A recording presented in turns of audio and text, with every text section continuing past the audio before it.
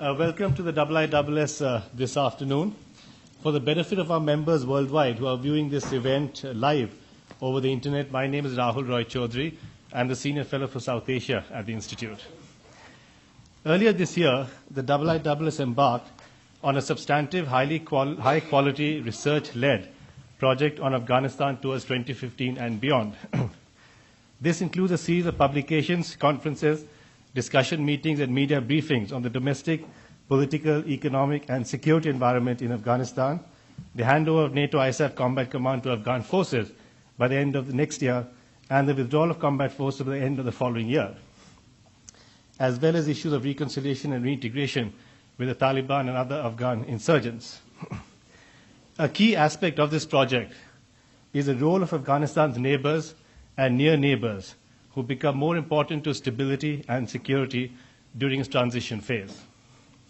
This has already resulted in a IISS Delphi book on Afghanistan, not surprisingly titled Afghanistan to 2015 and Beyond, which I would unhesitatingly recommend to all of you here. The next IISS South Asia Security Conference, which brings together senior Afghan, Pakistan, and Indian officials and experts, along with delegates from the US, UK, and Europe, takes place at the end of the month in Muscat in Oman. And we've also hosted several talks on Afghanistan by senior military and political leaders. As a near neighbor, India has a long-standing relationship with Afghanistan. A bilateral treaty of friendship took place in September 1950, and a year ago, Afghanistan's first strategic partnership agreement was signed with India.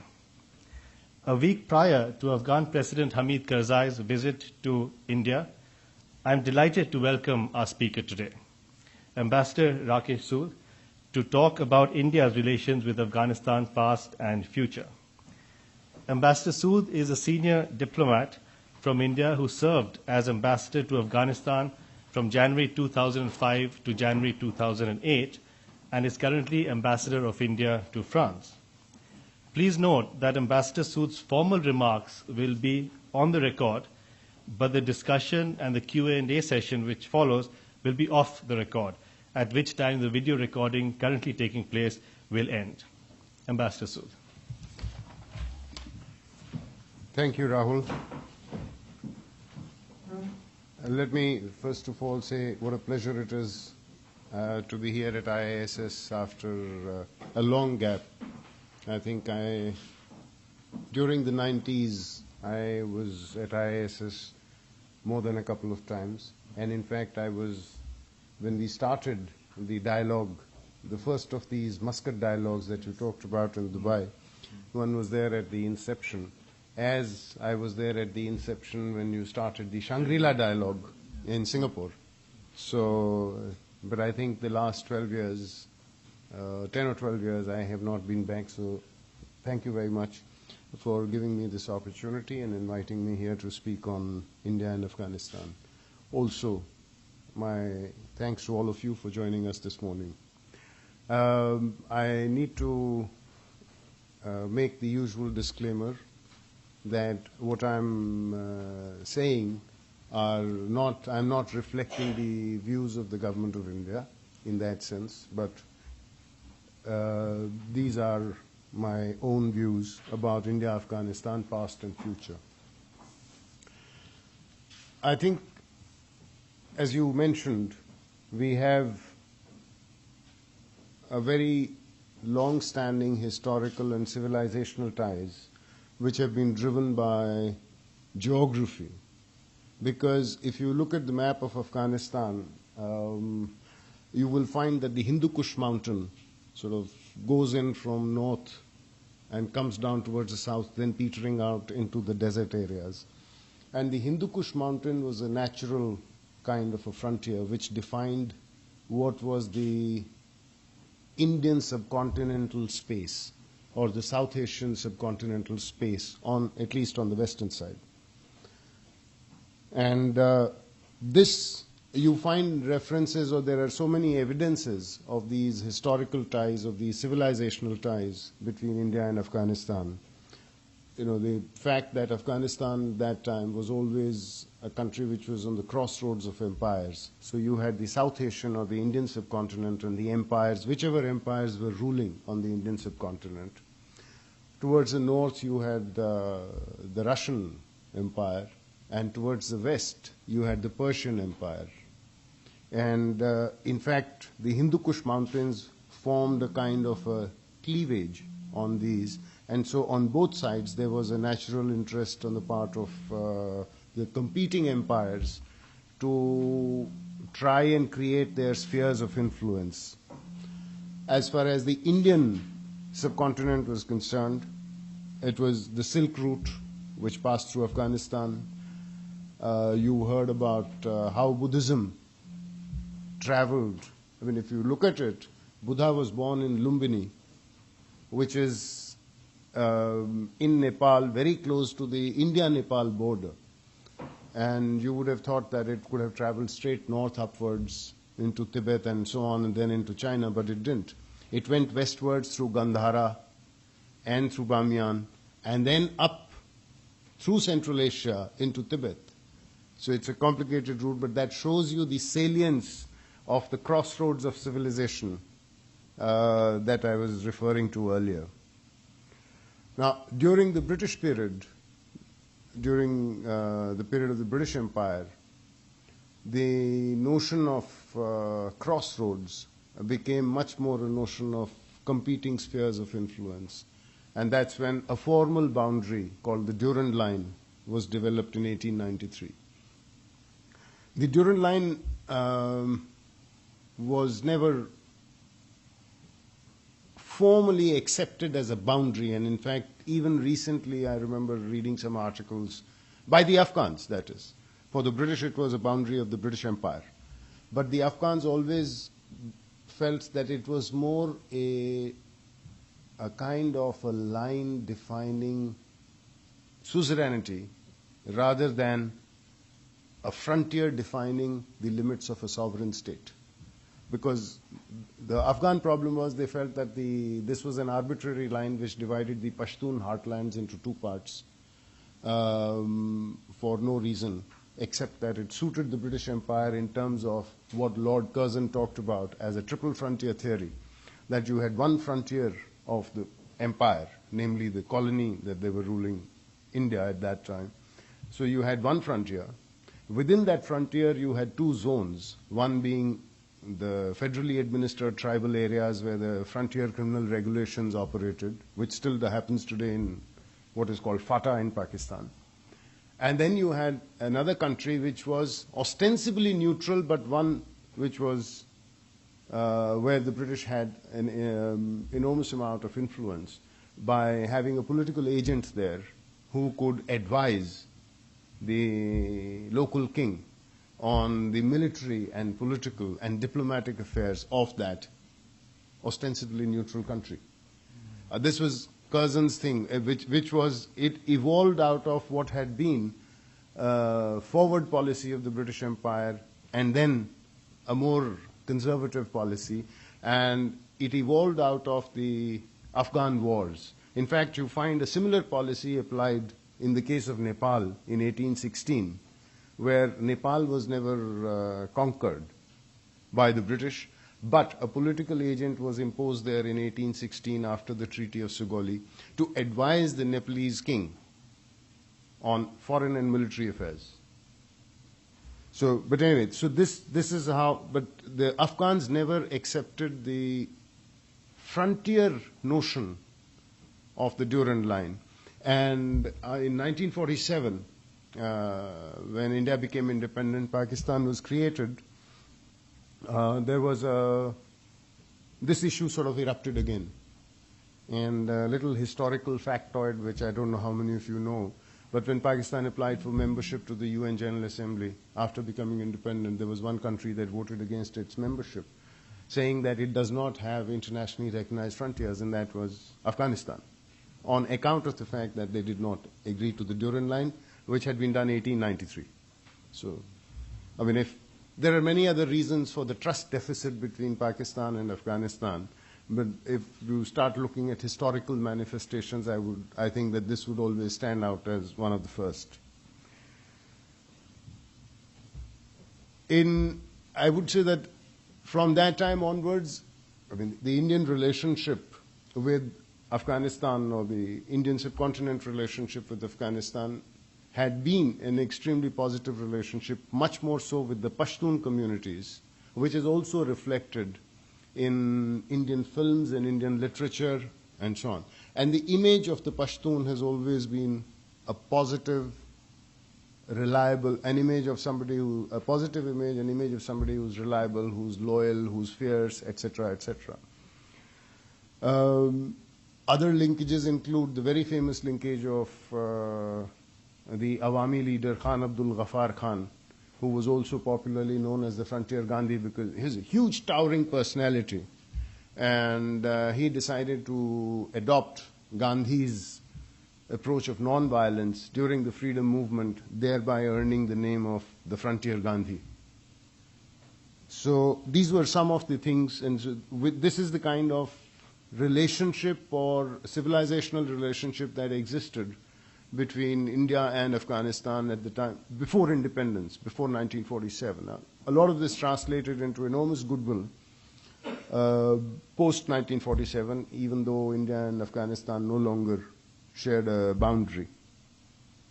1979 obviously is a watershed, and that started changing the relationship. Pakistan took a certain line in terms of, or Pakistan had actually taken that line even earlier, because 1973, when Zahir Shah was overthrown in Afghanistan and Sardar Daud replaced him, although he was his cousin, Sardar Daud was left, the party was PDPA, and even between 73 and 79, you had the Pakistani intelligence community supporting the creation of groups. It was at that time not called Mujahideen, but groups who to go against the PDPA-led government of Sardar Daud. And in fact, it was Nasrullah Babar who at that time, who subsequently became Interior Minister and was then Interior Minister in the 90s, when at the time of the creation of into being of the Taliban. India, 1979, I took a different view. We were much more comfortable with the PDPA regime, and we continue to support and have diplomatic relations with the PDPA regime in Afghanistan. I think this is much more recent history with which I'm sure all of you are familiar. And then we come to the 1989, the Soviet withdrawal, and then 89 to 92, a period when everybody expected that Najibullah would fall within a matter of weeks, but then he survived till 1992. And in my view, he survived till 1992 because, A, of the infighting within the Mujahideen leaders, and B, because he continued to receive a certain amount of external support from Soviet Union and then subsequently from Russia. But by 1992, it was very difficult, and in 1992, the Najibullah regime collapsed, leading to the coming into being of the Mujahideen governments, which in turn from about 1994 onwards created a civil war between competing Mujahideen leaders, and from about 1996 onwards, the emergence of the Taliban on the Afghan stage. By 1996, India had closed its embassy in Kabul. And so from 1996 till 2001, we did not have an embassy in Kabul. Now, this is 1996 to 2001 was also the time that there emerged a northern alliance consisting essentially of non-Pashtuns, largely Tajiks, Hazaras, Uzbeks, and so on, uh, which resisted the advances of the Taliban. And India, Russia, and Iran found themselves on the same side in terms of providing support to the Northern Alliance. In fact, we ran the hospital on the Afghan-Tajik border at Farkar, where Ahmad Shah Massoud was brought when he died in the suicide bomb attack 2 days before 9/11. This was interesting because traditionally India's closest relationship in the Afghan ethnic community had always been with the Pashtuns. But somehow, even though we had developed certain linkages with some of the Mujahideen, but with the Taliban we had absolutely no equities whatsoever. And and traditionally we had less of a contact with the non-Pashtun communities, because the non-Pashtun communities like the Tajiks and so on are Farsi speaking, and they were closer in that sense to the Iranian sphere. But during 1996 to 2001, we developed close links with Ahmad Shah Massoud and a whole host of other leaders, Ismail Khan and so on. Post 2001, it became the situation completely changed. India went back, reopened its embassy, and started, I think, what is perhaps the largest economic assistance program that we have in our neighborhood. And today it stands at something like $2 billion. And I think it is there are two aspects to it which I'd just like to highlight. One aspect is that India is not a traditional aid donor country, so we do not have an aid development agency or anything like that. So when we started assisting Afghanistan in post-2001, it was virtually every cent that was committed, every dollar that was pledged, committed, was actually disbursed as a dollar on the ground. I don't know how many of you are familiar with how aid programs work. I learned it when I served in Kabul. I learned that there is a notion called a pledge, which is relatively open-ended in terms of time frames. Then there is a notion called a commitment. And then there is a notion called a program, which goes through the consultancy phase, and then ultimately the implementation. By the time we get to the implementation, about anything up to 82% of the original pledge is actually over. And so in that sense, when I say $2 billion, I mean $2 billion on the ground. Because the administration overheads of the $2 billion that India has pledged, committed, and delivered, it does not contain even a cent of administration overheads. Now that's a huge difference, which means that if this was the same delivery that was being done through, say, other aid agencies, the amount would have been something like $8 to $10 billion. The second aspect of India's assistance cooperation program in Afghanistan is the enormous scale and diversity of it. I mean, if you look at the humanitarian side of it, the kind of humanitarian assistance, we've run disability camps, we've provided large amounts of winter clothing, we run health missions, 5 health missions, doctors providing free medicines. And we have upgraded what used to be one of the best pediatric hospitals in Afghanistan, and today is certainly one of the finest, the Indira Gandhi Institute of Child Health. It had been set up long ago, it had fallen obviously into disuse, and now it has been upgraded. There are doctors there, lifts have been installed, operation theaters have been put on, etc., etc. In addition, to assist children going to school, we announced a commitment of 1 million tons of wheat which is converted into high-protein enriched biscuits, and 100 grams of biscuits are given to school children. About 1.5 million school kids in primary school all over the country receive 100 grams of biscuits, these high-protein biscuits, administered through the World Food Program.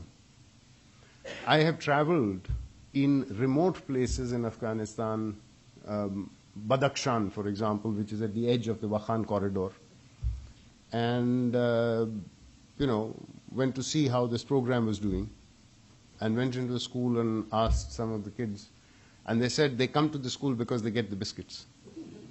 In fact, but some of them, they don't eat the biscuits. They are supposed to take it home so that they can share it with their other brothers and sisters. I mean, it has become, because Badakhshan particularly is a very remote area. But the point I'm trying to make is that this little item of food is seen as something which is important in some of the very poor and very remote areas, because the biscuits are high protein enriched and all the rest of it. If we look at the power sector, when I went to Afghanistan, Kabul was in really, really bad shape in terms of power supply. The big project was the 220 kV line that India built, connecting Kabul to the Central Asian power systems. And it is because of that today, and the line goes through over the Salang tunnel. And that is one of the big challenges that we had, that to take this power transmission line over an altitude of 15,000 feet. We've done other setup in Faryab province near the Turkmen border, again transformers, power distribution systems, etc., etc. We've done rainwater harvesting projects and solar electrification in 100 villages in rural areas. Remote villages which we knew that would never get a connection to the main transmission lines because it was too costly. So these villages, in order to be self-sufficient, are best served by setting up, solar power systems. And this is something that I'd like to say. Some of these projects that we did are projects which we thought the community, the international community around us should take up and replicate, because the rainwater harvesting, for example, or solar electrification in remote villages. Now, we took Afghan men and women to India, trained them. They're called barefoot solar engineers. So they go back to the village, and actually what they do is they set up a little shop or, in the village. They have a little stock of spares, and they service the solar panels. So everybody knows, and they charge a small fee for it. So what it starts doing is it makes them self-employed entrepreneurs. And we found that there are women. We have now trained a number of Afghan women as these barefoot solar engineers. And these are inexpensive projects relatively. But anyway, I'll come to that. If you look at connectivity-related projects, we've built roads, including the major road from Zaranj to Delaram, which is about 214 kilometers. We provided telecom facilities connecting 11 provinces in Afghanistan to Kabul. We put up the TV uplink from Kabul and downlink in all the provincial capitals of Kabul. We provided printing presses to the Azadi Publishing Printing House in Kabul for newspapers, magazines, etc. Right at the very beginning, we had given 3 Airbus aircraft to the national airline, and so on. Infrastructure, which people talk about, we built one of the first cold storages in Kandahar, a 5,000-ton cold storage. Again, a project which I think can easily be replicated in other areas, because, Afghanistan has traditionally, in my view, one of the reasons, perhaps not the only reason, is that agriculture has not been able to take the kind of roots in Afghanistan as we would have liked to see, is lack of facilities in terms of its marketing. Where does the farmer go and sell it? So if he can't, then the return he's going to get on it is going to be an abysmally low return. We are doing the Salma Dam in western Afghanistan. We set up the tool room facility in an industrial estate at Pule Charkhi, just on the outskirts of Kabul.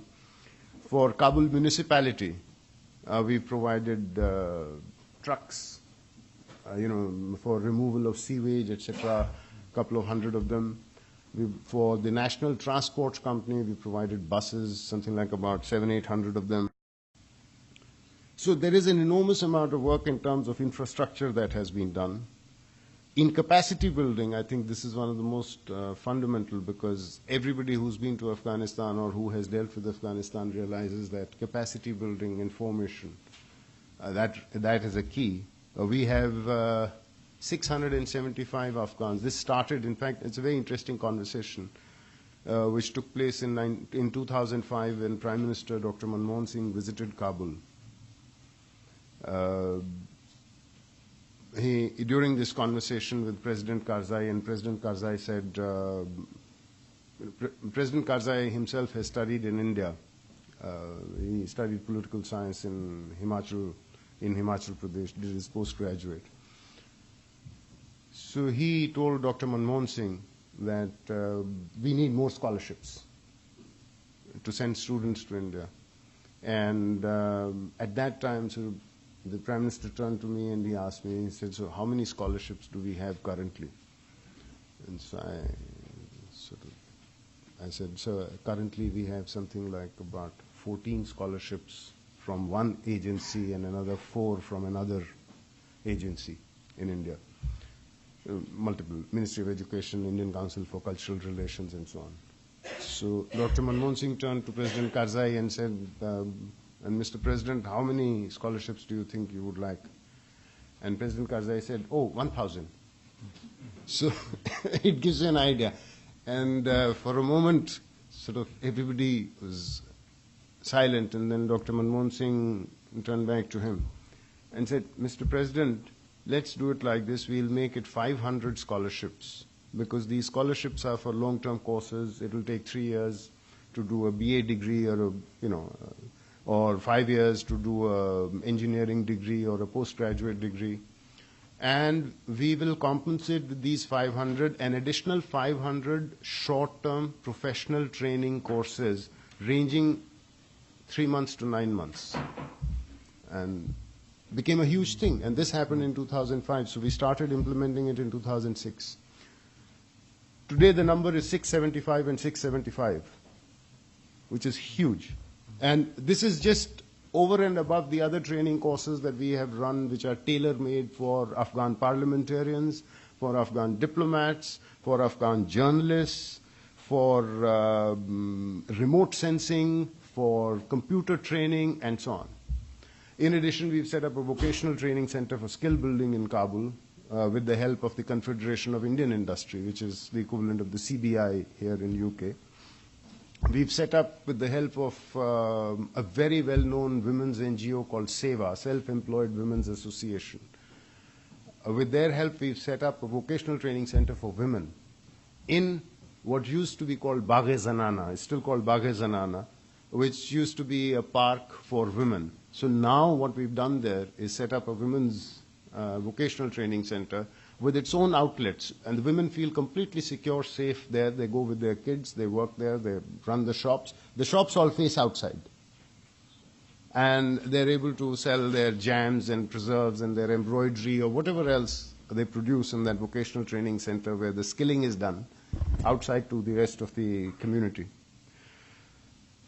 The last part of the assistance program that we've done, which was started in 2008, was the Small Development Projects Initiative, where the projects are implemented by the local community in order to give them a stake.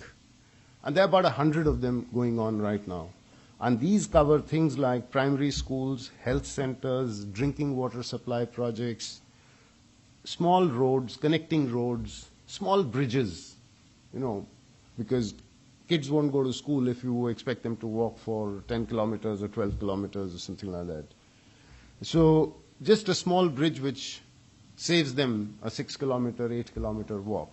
Now this is the kind of thing which is the I went through this merely not just to give you an idea of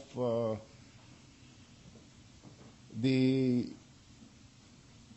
amount of money that has gone into it. Oh, I missed out the Afghan parliament. Sorry. We are also building the Afghan parliament, which I think is one of the most ambitious and beautiful building. We rebuilt the Habibia school, which is the oldest first school, public school that was set up in 1903 in Kabul, which had been bombed and destroyed. So we rebuilt that and so on. But the parliament, I think, is going to be one of the most prestigious things that we're doing. So there is a huge, huge amount, but it is, what I did was I tried to explain to you the multidimensionality of the kind of work that we are doing there. Which brings me to my next point, why are we doing all this? Because I think that there is a certain kind of a vision for Afghanistan that India has, and I'll share that with you.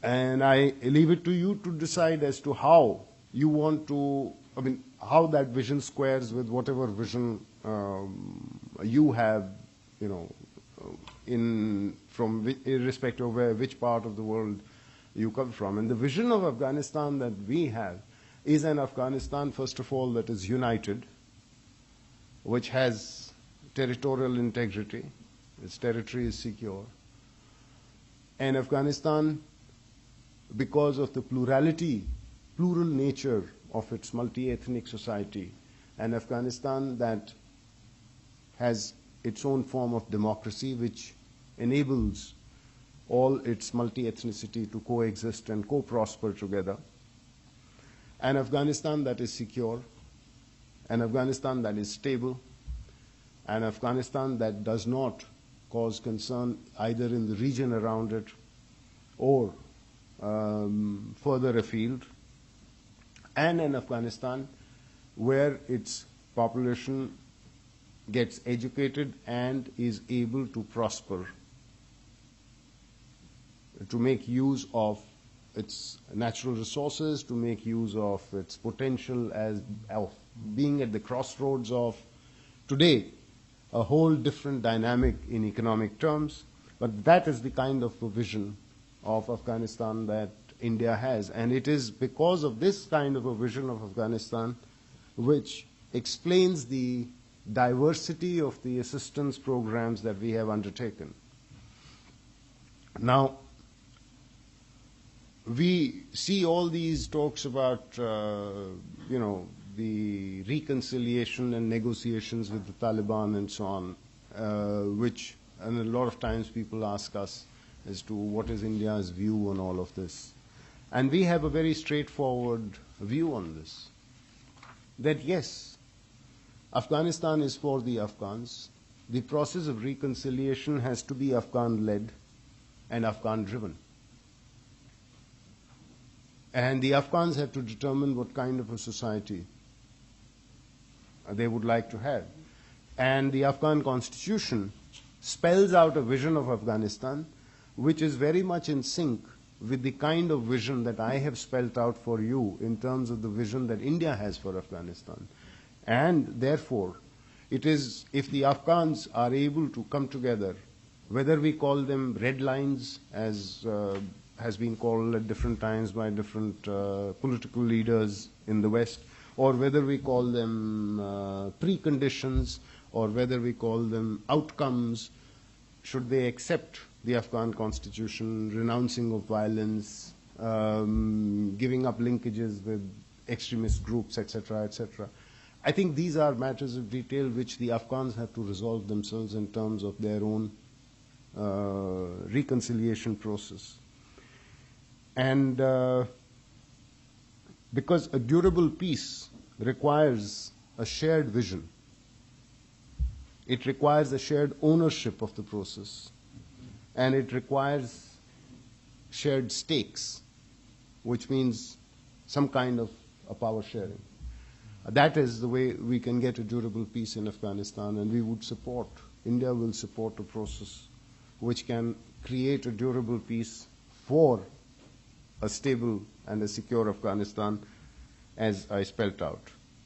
2014, I think too much attention has been focused on just the security transition. Well, because international community is hugely involved in the security transition. And I think the public mood or public patience in the Western world for continuing with large-scale security presence in Afghanistan is running out. But there are two other transitions which will also take place. One is the political transition, and we have just seen the announcement, dates being announced by the Election Commission that the new presidential election will take place in 5th of April, if I remember right, in 2014. Now, that is a hugely important political transition. And how smoothly it goes, who will be the new leader, and it's very difficult at this stage to make any predictions on that count. But I think the great achievement of President Karzai is that he became the face of Afghanistan, number one. Number two, I think it is a huge achievement that he helped pull the country together. And I think when history is written, I think his most significant achievement would be that he united the country, as it were, in its most critical period of formation after 2001. The third transition, as I said, is going to be an economic transition, because we have seen the outcomes of the Chicago summit, the Chicago NATO summit, and the Tokyo summit. The commitments that have been made, the financial commitments that have been made, I think are much smaller and will lead to a shrinking of the economy, actually. Even if these commitments are made good upon, which we don't know yet, that's in the future. But it will still lead to a shrinking of the economy because there is actually a much larger economy which is taking place right now. And so therefore, from about something like, here I'm also talking about the parallel economy, and which exists, but I think what we are going to see is a shrinking also in terms of the parallel economy, because so much of the international community will leave Afghanistan that we will see a shrinking of the economy unless there is private investment or other international foreign investment which goes in to make up for the slack. And this is one of the reasons why this year in June, India hosted the first Afghan investment conference, where we called in private sector, not just Indian private sector, but also from the region, from countries around us, and from Afghanistan, and the international agencies like World Bank and IFC, to see how we could look at smoothing the way. So I think 2014 is certainly going to be critical, because it is not just one transition, but three transitions that Afghanistan has to negotiate successfully in order to be able to achieve the kind of vision that it has set itself out for.